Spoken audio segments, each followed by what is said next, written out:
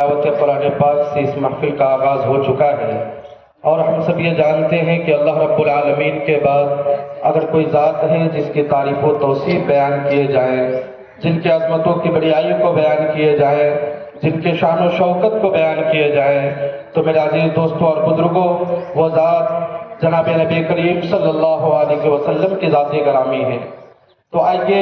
حضور پاک علیہ السلام کے شان میں ناظران عقیدت پیش کرنے کے لیے میں عزیزم شاہ نواز صلی اللہ علیہ وسلم کو دعوت دیتا ہوں کہ وہ آئے اور حضور پاک علیہ السلام کے شان میں ناظران عقیدت پیش کریں۔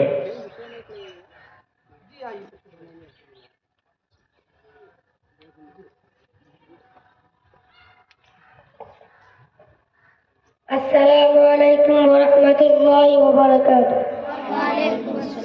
میرے نبی سے میرا رشتہ کل بھی تھا اور آج بھی ہے، میرے نبی سے میرا رشتہ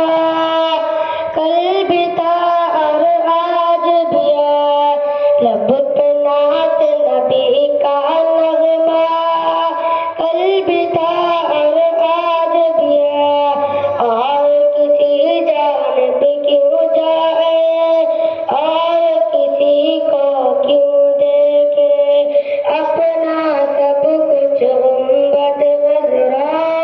کل بھی تھا اور آج بھی ہے، لب پہ نعت نبی کا نغمہ کل بھی تھا اور آج بھی ہے، پست وہ کیسے ہو سکتا ہے، پست وہ کیسے ہو سکتا ہے، جس کو حق نے بلند کیا،